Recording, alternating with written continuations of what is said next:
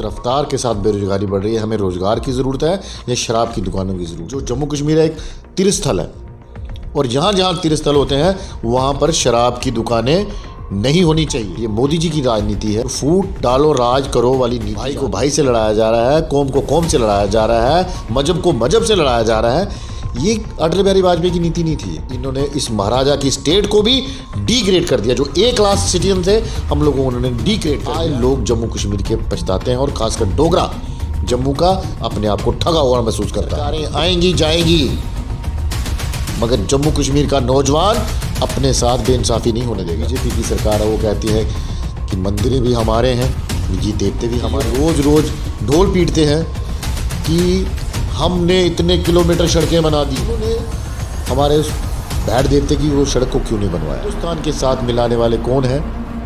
वो एक शख्स था, महाराजा हरि सिंह। जिस राजा ने अपना तन मन धन इस दिल्ली वालों को डोनेट करके दिया, तो एक छुट्टी नहीं दे सकते उसके नाम। छुट्टी की जो डिमांड है और युवा राजपूत सभा की जो ये मुहिम है, इसको आगे लेकर जाएगी जब तक ये छुट्टी नहीं मिलेगी। जय मां डोगरी, मैं अक्षय सागर और आप देख रहे हैं रफ्तार जम्मू। चंद पलों की गुफ्तगू और सच से करवाएंगे रूबरू। रफ्तार जम्मू के माध्यम से आज हमारे साथ बातचीत करने के लिए मौजूद हैं पीडीपी पार्टी के वरिष्ठ नेता राजेंद्र मनास जी। इन दिनों ये पीडीपी पार्टी में स्टेट सेक्रेटरी हैं। रफ्तार जम्मू में आपका हार्दिक अभिनंदन है। बहुत शुक्रिया, थैंक यू। जम्मू कश्मीर प्रशासन कहता है कि जम्मू कश्मीर नशा मुक्त होना चाहिए और दूसरी तरफ नशे को बढ़ावा दिया जा रहा है। नई एक पॉलिसी आई है, 51 शराब की दुकानें खुलेंगी, जिसमें से 45 जम्मू खुलेंगी, 6 कश्मीर में खुलेंगी। इस सारे मुद्दे को आप कैसे देखते हैं? देखिए, सबसे पहले आपका बहुत स्वागत है कि इस विषय पे आपने ये जो फैसला किया इस प्रश्न के लिए, तो मैं आपका बहुत आभारी हूँ कि ये आने वाली भावी जो हमारी पीढ़ी है नौजवान, उसके लिए ये बहुत अहम है। सबसे बड़ी बात है कि हम लोग आज नौजवानों को रोज़गार नहीं दे पा रहे, उनको स्पोर्ट्स के बीच में मैदान में हम नहीं ले जा पा रहे, उनको कोई रोज़गार क्या, कोई फैक्ट्री नहीं, कोई स्कीम्स नहीं, कोई सिस्टम नहीं, कोई नौकरी नहीं दे पा रहे, और हम शराब की दुकानें देने जा रहे हैं। सबसे बड़ा अगर कोई शर्म की बात है हमारी J&K यूटी के लिए, तो ये जो नई नीति इन्होंने निकाली है कि जम्मू शहर को, जिसको हम मंदिरों का शहर कहते हैं, इन्होंने शराब का शहर बना के रख दिया। और सबसे बड़ी बात मुझे आज ऐसा लगता है कि जैसे जैसे दिन ब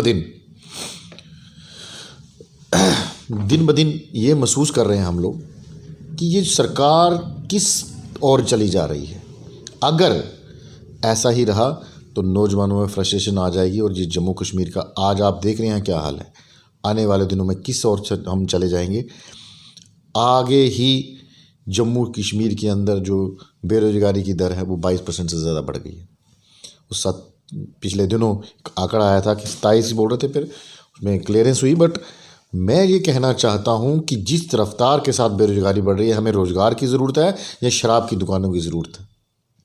मेरा ये सवाल सीधा LG साहब से है कि अगर आप कोई काम नहीं दे पा रहे तो क्या आप ये जो शराब की दुकानें देने जा रहे हैं, इनमें छोटे से लेके बड़े तक, जो हमारे 15 साल की एज से 18 साल की एज से लेकर जो ऊपर तक एज है, वो क्या सीखेंगे? तो सबसे पहले कंडेम्ड है कि ये जो पॉलिसी है, हम इसकी दिल की गहराइयों से इसको टोटली कंडेम्ड करते हैं। और अपने जम्मू जो हम मंदिरों का शहर कहते हैं, उसके लिए सबसे बड़ी लानत है जिन लोगों ने ये सिफारिश की है। हम तो ये कहते हैं जो पहले भी हैं उनमें भी जो ज़रूरी की बात जो है, जो ज़रूरी है उनको रखे, बाकी कैंसिल कर देनी चाहिए। सर, जिस तरह से गुजरात में या बिहार में प्रतिबंध लग सकता है शराब पर, तो जम्मू कश्मीर में क्यों नहीं? आपकी बिल्कुल सही बात है। हम यहाँ पर अगर वैष्णो माता के बिहार पे कह लें, अमरनाथ यात्रा के बिहार पे कह लें, ये मंदिरों के शहर के बिहार पे कह लें, तो आपका जो कहना बिल्कुल दुरुस्त है। यहाँ पर टोटली बैन होना चाहिए। जम्मू कश्मीर में शराबबंदी बिल्कुल बैन होनी चाहिए, क्योंकि ये एक जो जम्मू कश्मीर है एक तीर्थस्थल है और जहाँ जहाँ तीर्थस्थल होते हैं वहाँ पर शराब की दुकानें नहीं होनी चाहिए। राजेंद्र जी, जिस तरह से हम देख रहे हैं कि भारत सरकार जम्मू कश्मीर में परिसीमन करवा रहा है और परिसीमन आयोग भी अपने हिसाब से परिसीमन यहाँ पर कर रहे हैं, इसी बीच भारतीय जनता पार्टी J&K के जो प्रमुख हैं उनका एक ऑडियो वायरल होता है। तो जो परिसीमन आयोग है वो भी शक के दायरे में आ गया है।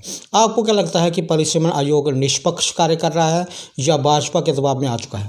देखिए, जवाब आपने बड़ा खुद ही दे दिया कि जो एक पार्टी के प्रेसिडेंट हैं, जो ऑडियो टेप उनकी लीक हुई, उससे पता चल जाता है कि ये सब कुछ मिला भगत है बीजेपी का, और बीजेपी ही ये सब कुछ करवा रही है। कहाँ रिजर्व करवा रही है, कहीं एसटी का करवा रही है, कहाँ जो एसटी ओबीसी और जितने भी हैं ये इनकी ही देन है। आपने देखा होगा आज आरएसपुरा में और उसके साथ जो लगती कंस्टिट्यूंसी है चेतगढ़, उसको इन्होंने रिजर्व करवा दिया है। कारण क्या है? उसका कारण सीधा है कि वहाँ पर बीजेपी आगे जीतने वाली नहीं है और उसको रिजर्व करवा दिया। उनको पता है जहाँ वो जो लीडर है वो वहाँ पर इनकी पकड़ कम हो गई है, और जो वहाँ की दूसरे लीडर हैं जो दूसरी पार्टियों से और इंडिपेंडेंट्स हैं उनकी पकड़ ज़्यादा है, इसलिए इन्होंने वो स्पेशली वहाँ पर रिजर्व करवा दी। और यहाँ से सामने पता लगता है कि जहाँ बीजेपी जीतने वाली है वहाँ पर ये अपनी लोगों को खड़ा करते हैं, वहाँ उनके लिए पूरी तैयारी की जाती है। जैसे आपने देखा होगा बीजेपुर और रामगढ़ की, सांबा में 3 सीटें बनी, रामगढ़ को ही क्यों रिजर्व किया गया? सांबा ये जो बीजेपुर है उसको क्यों नहीं किया गया? क्योंकि वहाँ पर जो लीडर गए हैं एनसी से निकल के, उनके लिए जो रेड कारपेट बिछा के छोड़ दिया, आप वहाँ से निकल सकते हैं आराम से, तो उनके लिए वहाँ पर कर दिया। और जो रामगढ़ नई कॉन्स्टिट्यूंसी बन रही है उसको रिजर्व कर दिया। तो ये बहुत शर्मिंदगी की बात है कि बीजेपी आज जो करने जा रही है, जहाँ पर उनको बढ़त लगती है ये वहाँ पर करेंगे और कहते हैं कि हम कुछ नहीं कर रहे। आज पूरा जम्मू कश्मीर इनको देख रहा है और जम्मू कश्मीर आने वाले वक्त में इनसे हिसाब लेगा। आपने जहाँ जहाँ देखा होगा जम्मू की जितनी कॉन्स्टिट्यूंसीज हैं, मैं अपनी जम्मू वेस्ट की कॉन्स्टिट्यूंसी की बात करता हूँ, इन्होंने नॉर्थ बना दिया, साउथ बना दिया। वैसे ही गांधीनगर नॉर्थ बना दिया, साउथ बना दिया।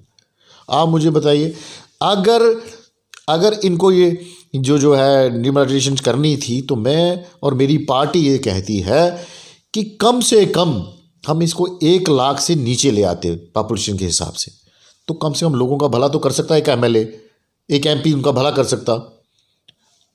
मगर इन्होंने वो उस चीज़ को छोड़कर, पॉपुलेशन को छोड़कर, इन्होंने अपने ही एरिया वाइज बना दिए। यहाँ कहाँ जहाँ इनको फ़ायदा मिलता था, बरादरी को बरादरी से लड़ाया है। मैं ये आपसे साफ कहना चाहता हूँ, बरादरी को बरादरी से लड़ाया है और एरिया को एरिया से लड़ाया है। परिसीमन के बाद चुनाव होंगे जम्मू कश्मीर में।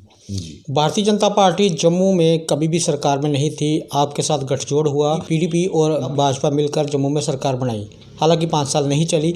इन केस अगर फ्यूचर में एक ऐसा समय फिर आ जाता है तो किन शर्तों के साथ आप भाजपा के साथ सरकार बनाएंगे? देखिए, मैं सबसे पहले आपकी बात को इस तरीक़ा से रखूँगा। देखिए, 2002 में जब मुफ्ती साहब पीडीपी में चीफ मिनिस्टर बने, इस जम्मू कश्मीर रियासत का क्या हाल था। यहाँ पर मुफ्ती साहब थे तो वहाँ पर दिल्ली में अटल बिहारी वाजपेयी साहब थे। मैं आपसे ये साफ कहना चाहता हूँ कि हम लोग इस बीजेपी को उस अटल बिहारी वाजपेयी की पार्टी को समझ के ही उनके साथ नीति हमने जो गट लाइंस किया था उनको समझ के किया था। हमें ये नहीं पता था कि 2002 जाते जाते अटल बिहारी वाजपेयी को, उनके सिद्धांतों को ये बीजेपी छोड़ देगी।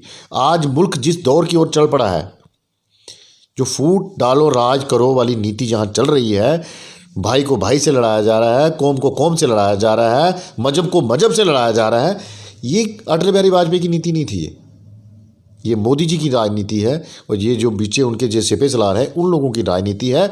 हम लोग आज भी कहते हैं जो अटल बिहारी वाजपेयी की सरकार थी और जो कार्य वहाँ पर हो चुके और जो उन्होंने जो नक्शे कदम खींचे हैं, मोदी जी की तो उस बाल पे भी नहीं चल पड़े, उन कदमों पे वो चले ही नहीं। तो आज भी आप किसी से पूछ सकते हैं कि वो सरकार अच्छी थी या ये सरकारें अच्छी थी।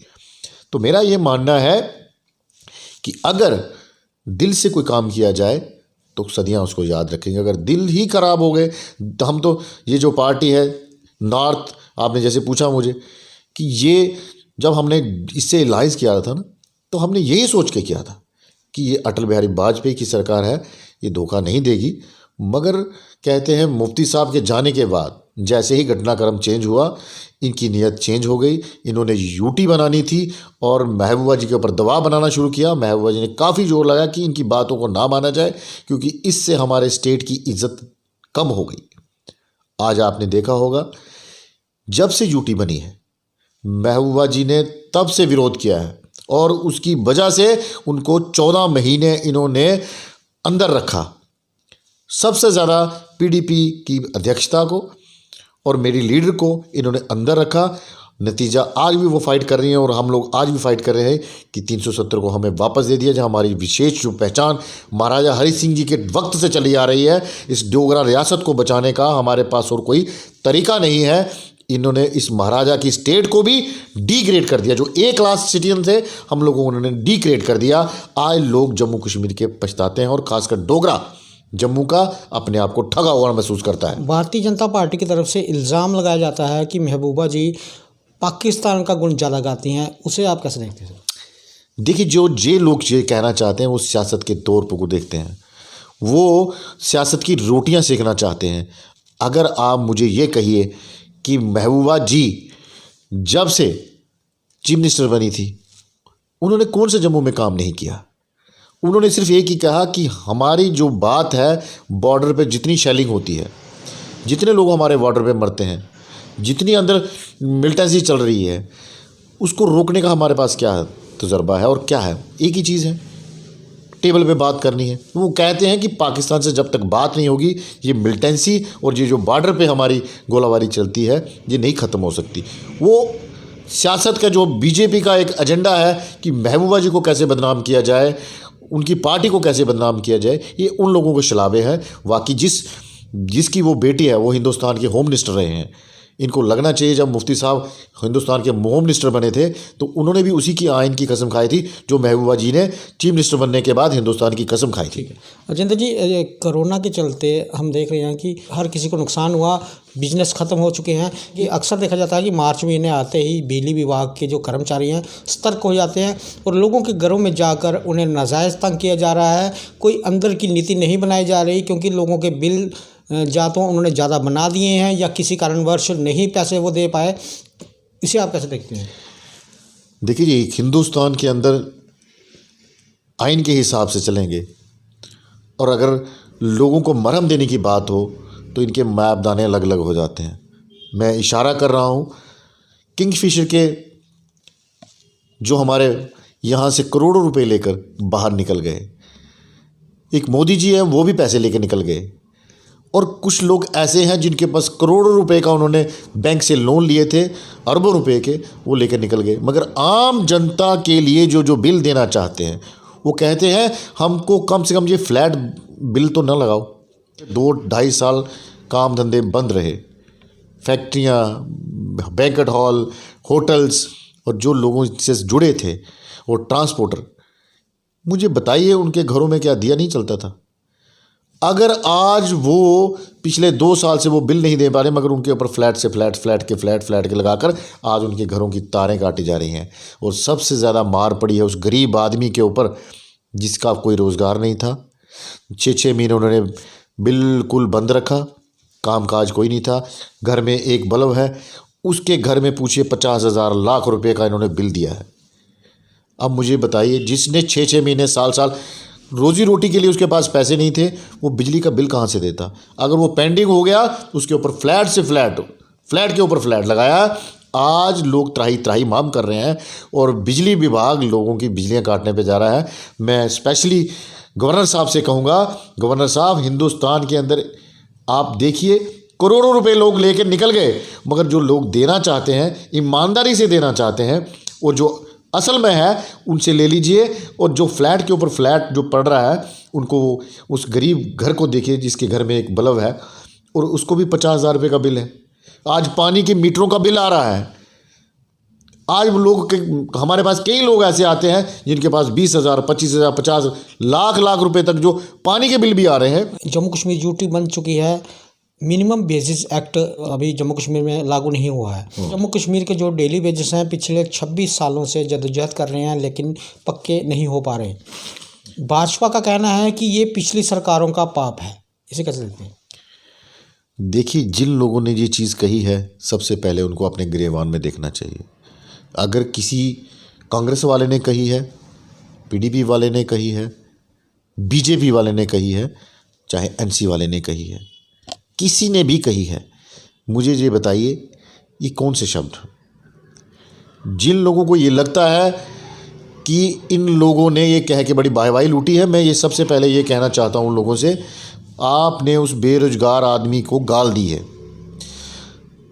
मैं आपसे ही एक छोटी सी बात करता हूँ, आप अपने इलाके में एमएलए हैं, जब 10 लोग नौजवान उठ के आते हैं, मुझे रोज़गार चाहिए, मुझे काम चाहिए, मुझे, तो आपका पहला क्या होता है? यार पहले तू कोई छोटा मोटा काम दे क्या। उस वक़्त उन लोगों की मजबूरी थी कि किसी को 500 रुपये, किसी को 1500 रुपये, किसी को 2100 और किसी को 3300 रुपये लगाया था, मुझे याद है आज तक। मगर इन लोगों ने आज उसको कौन सा नाम दिया है? उस नौजवान को गाली दी है। ये बात जम्मू के लोग नहीं भूलेंगे। और सबसे बड़ी बात, अगर बीजेपी और पीडीपी की जाए तो उनकी सरकार में भी बीजेपी वालों ने कितने लोग लगाए, आज उनको आप क्या कह रहे हैं? आप उनको आज क्या कह रहे हैं? मैं ये कहना चाहता हूं कि अगर यही हाल रहा तो नौजवान आपके घरों में आके खड़े हो जाएंगे। सर, अगर बायोमेट्रिक हो चुकी है तो फिर दिक्कत कहाँ है? क्यों नहीं पक्का किया जा रहा है?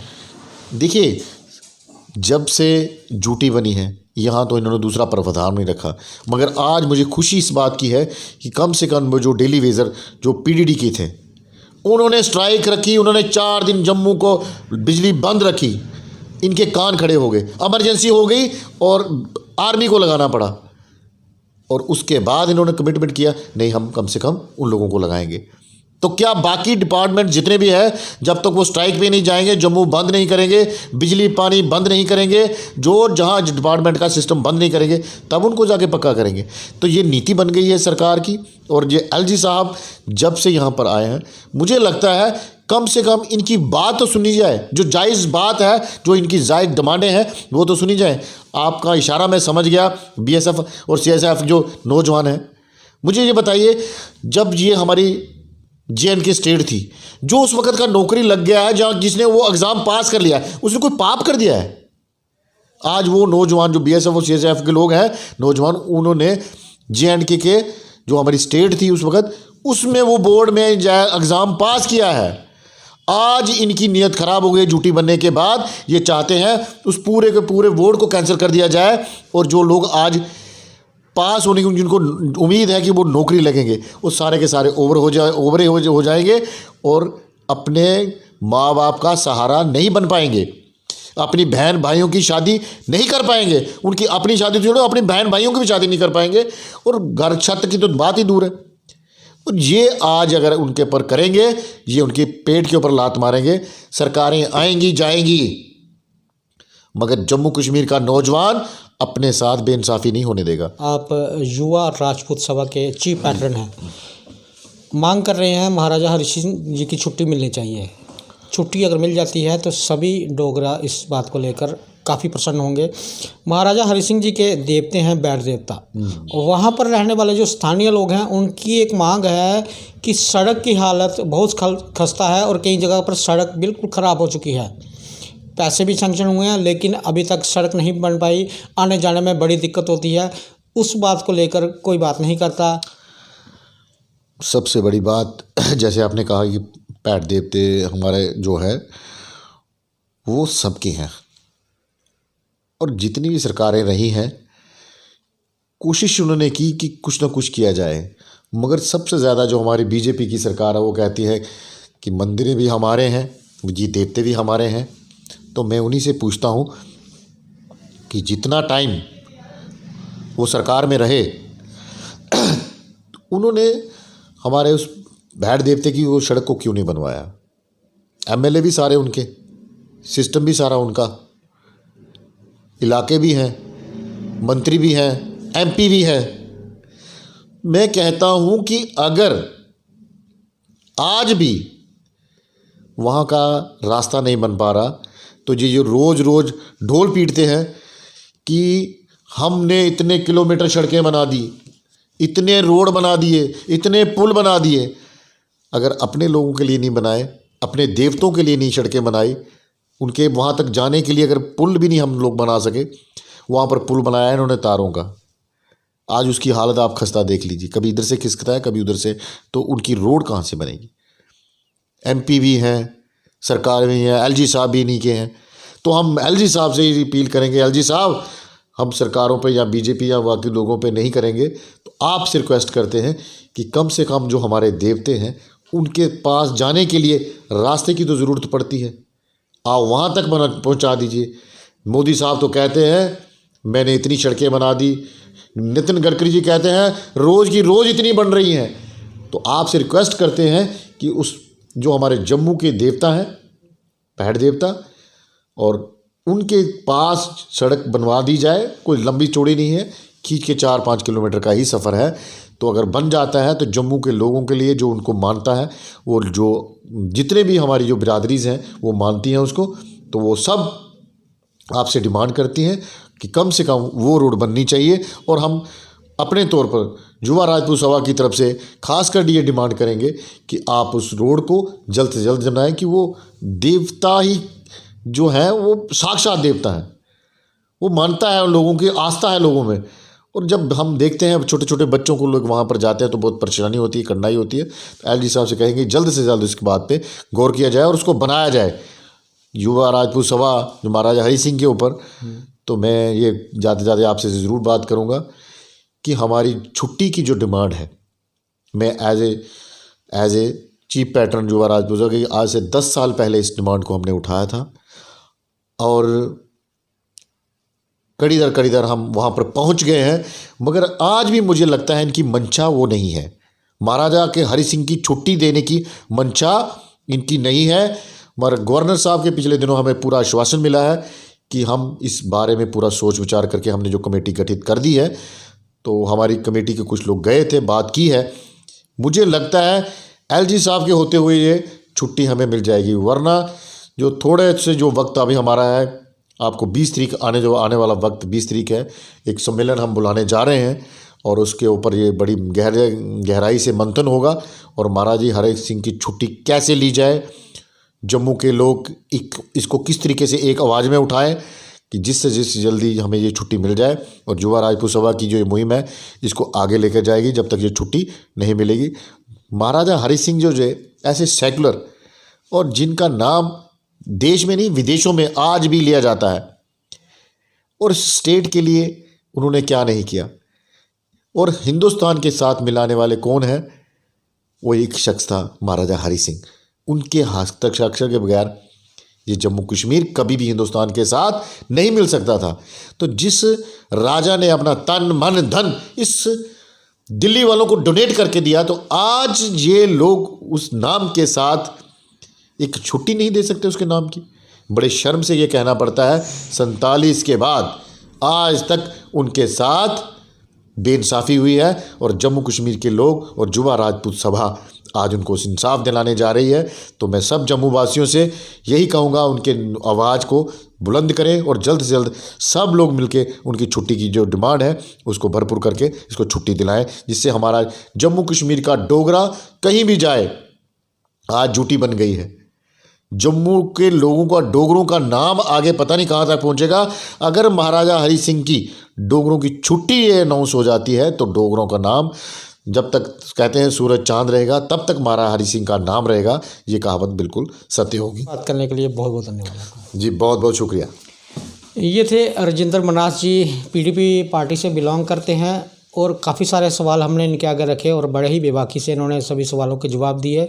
आखिर में इनका कहना है कि जो महाराजा हरि सिंह जी की छुट्टी के लिए हम लोग जद्दोजहद कर रहे हैं और वो छुट्टी हम लेकर रहेंगे। जम्मू कश्मीर के जो बैठ देवता हैं उनके देवस्थान की तरफ जो सड़क जाती है, जम्मू कश्मीर प्रशासन एलजी साहब से ये निवेदन है कि उस सड़क को बनाया जाए ताकि यहाँ से जाने वाले श्रद्धालुओं को भी कोई दिक्कत ना आए और वहाँ पे जो रह रहे परिवार हैं उन्हें भी कोई दिक्कत नहीं आनी चाहिए। आगे भी देखते हैं रफ्तार जम्मू। जय भारत।